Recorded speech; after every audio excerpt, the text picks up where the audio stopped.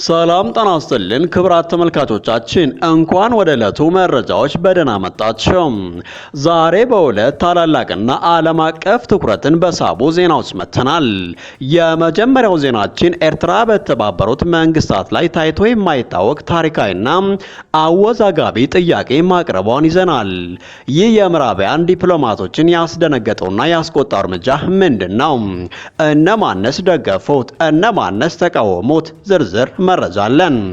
በመቀጠልም ትኩረታችንን ወደ መካከለኛው ምስራቅ እናደርጋለን። በእስራኤልና በኢራን መካከል የነበረው ከባድ ጦርነት በኢራን ላይ ከፍተኛ ውድመት አስከትሎ ቢጠናቀቅም ይህ ክስተት በሩሲያ የዩክሬን ጦርነት ላይ ይፈጥራል ተብሎ የተጠበቀውን ተጽዕኖ እንዳልፈጠረ የጂኦፖለቲካ ተንታኞች ይናገራሉ። ሩሲያ ከኢራን ድጋፍ ነፃ ሆና ጦርነቱን የምታስቀጥልበት አዲስና የተጠናከረ ስልት ቀይሳለች። የፑቲን አዲስ የድጋፍ ምንጮች እነማን ናቸው? ዝርዝር መረጃ አለን። አብራችሁን ቆዩ።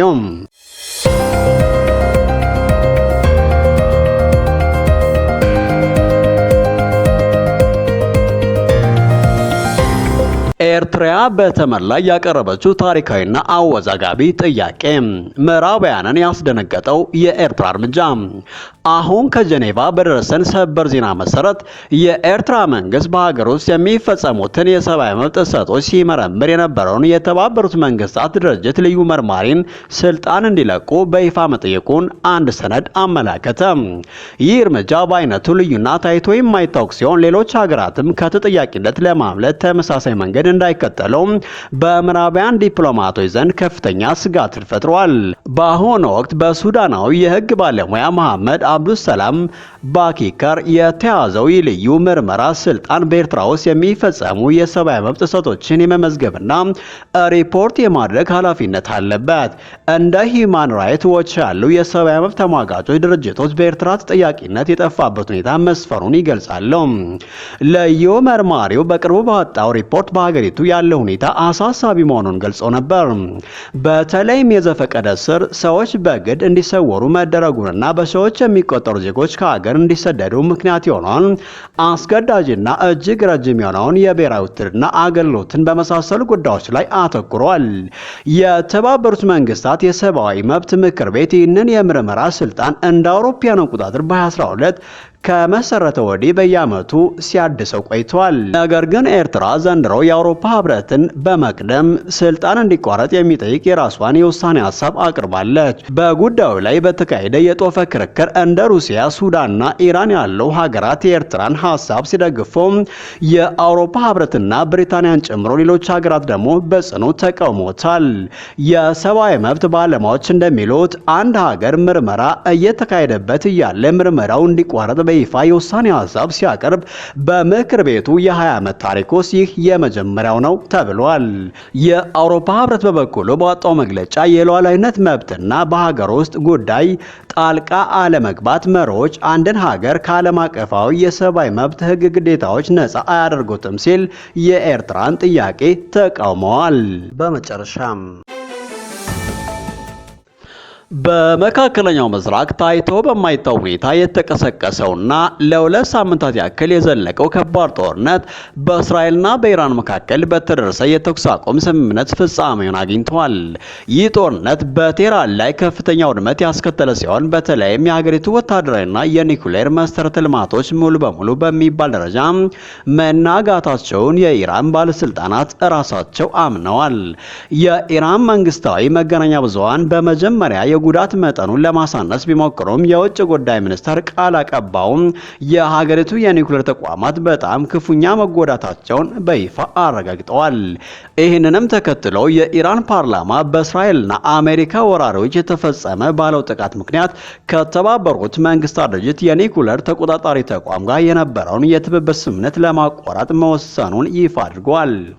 በዓለም አቀፍ ደረጃ በደረሰው ጉዳት መጠን ላይ ከፍተኛ የሆነ የአመለካከት ልዩነት የተፈጠረ ሲሆን የአይኤ ተቋም በርካታ የኒውክሌር ጣቢያዎች ከባድ ጉዳት እንደደረሰባቸው ቢያረጋግጥም በአሜሪካና በአጋሮቿ መካከል ያለው ግምገማ ግን እንደ ሰማይና ምድር የተራረቀ ሆኗል።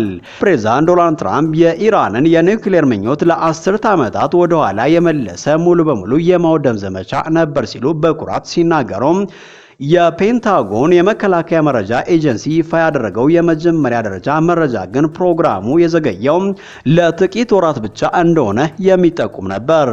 ይህንን ውዥንብር የበለጠ ያወሳሰበው ደግሞ የእስራኤል ባለስልጣናት የሰጡት መግለጫ ሲሆን እነሱ በበኩላቸው የወሰዱት የተቀናጀ እርምጃ የኢራንን ፕሮግራም ቢያንስ ለሁለት አስርተ ዓመታት ወደኋላ እንደመለሰው ገልጸው በተለይም የእስራኤል የአቶሚክ ኢነርጂ ኮሚሽን የአሜሪካ ጦር በፎርዶው የኒኩሌር ማበልጸጊያ ተቋም ላይ የተፈጸመ ጥቃት ጣቢያውን ሙሉ በሙሉ ከጥቅም ውጭ እንዳደረገው በማስታወቅ የጉዳቱን መጠን አጉልቶ አሳይቷል። ይህ ወታደራዊ ውዝግብ ያስከተለው ዲፕሎማሲያዊ ነውጥም ቀላል አልነበረም። የኔቶ ዋና ጸሐፊ ማርክ ሩት የሰጡት አስተያየት ከፍተኛ መነጋጋሪ ሆኖ የሰነበተ ሲሆን ተፋላሚዎቹ ሀገራት በትምህርት ቤት ግቢ ውስጥ እንደሚጣሉ ሁለት ሕፃናት በማለት ሁኔታውን ገልጸውታል። ሩት ይህንን አወዛጋቢ ንግግራቸውን ሲከላከሉ አንዳንድ ጊዜ አባት ልጆቹን ለመገሰጽ ጠንከር ያለ ቋንቋ መጠቀም ይኖርበታል በማለት ለፕሬዝዳንት ትራምፕ ቆራጥ ወታደራዊ እርምጃ ያላቸውን ከፍተኛ አድናቆት ከመግለጽ አልተቆጠቡም። ይህ የኢራን መዳከምና ውርደት ለዋና አጋሯ ሩሲያ ከባድ ችግር ይፈጥራል ተብሎ ሲጠበቅ፣ የጂኦፖለቲካ ተንታኟ ሃኖኖት ግን የሞስኮ የዩክሬን ጦርነት ያለምንም መስተጓጎል እንደሚቀጥል ትከራከራለች። እንደ ተንታኟ ገለጻ ሩሲያ ካሁን በኋላ የቴህራንን ወሳኝ ድጋፍ አትፈልግም። የዚህ ዋነኛ ምክንያት ሩሲያ ቀደም ሲል ከኢራን ታገኝ የነበረውና ለጦርነቱ ወሳኝ የነበረውን ሻሂድ 136 አጥፍቶ ጠፊ ድሮን ቴክኖሎጂን ሙሉ በሙሉ በራሷ ቁጥጥር ስር በመዋሏ ነው። በአሁኑ ሰዓት እነዚህን ድሮኖች በአላቡጋ ልዩ የኢኮኖሚ ዞን ውስጥ ፔራን 2 በሚል አዲስ ስያሜ በብዛት እያመረተች ሲሆን በሩሲያውያን መሪነት የሞተሮቹንና የጦር ጭንቅላታቸውን አቅም በማሻሻል ከኢራኑ ኦሪጂናል የተሻለ አድርገዋለች። ከዚህ በተጨማሪ የኢራን የሚሳኤል የማምረት አቅም መጎዳቱ በሞስኮ ላይ ምንም አይነት ተጽዕኖ አያሳድርም። ምክንያቱም ሩሲያ አስቀድሞ ከኢራን ተረክባ የነበረውን የፋት 360 ሚሳኤሎችን እንኳ በውጊያ ላይ እስካሁን አላዋለች ሲሆን በጦር ማከማቻ ውስጥ ወደ 13000 የሚደርስ ግዙፍ የሚሳኤል ክምችት ያላትና በየወሩም ከፍተኛ መጠን የማምረት አቅም ያላት ሀገር ነች። በመሆኑም የሩሲያ ስትራቴጂካዊ ጥገኝነት ከኢራን ሙሉ በሙሉ ተነስተው ወደ አዲስና ይበልጥ ተጽዕኖ ፈጣሪ ወደሆነ አጋሮች ተሸጋግረዋል። ሰሜን ኮሪያ እጅግ በጣም ብዙ መጠን ያለው የጦር መሳሪያና ሚሳኤሎችን በማምረት ለሩሲያ የጦርነት ዘመቻ ልዩ ድጋፍ ሆና ብቅ ብላለች። ከሁሉም በላይ ደግሞ ቻይና ለሩሲያ የመከላከያ ኢንዱስትሪ እጅግ አስፈላጊ የሆኑ ለውትድርና ሆነ ለሲቪል አገልግሎት የሚሉ ቁሳቁሶችንና የጦር መሳሪያ ክፍሎችን በማቅረብ ብቸኛዋና ዋነኛው አጋር ሆናለች። ይህ የሩሲያና ቻይና አጋርነት በአላቡጋ በጋራ በሚገነባው የሎጂስቲክስ ማዕከል ይበልጥ እየተጠናከረ ይሄዳል ተብሎ ይጠበቃል።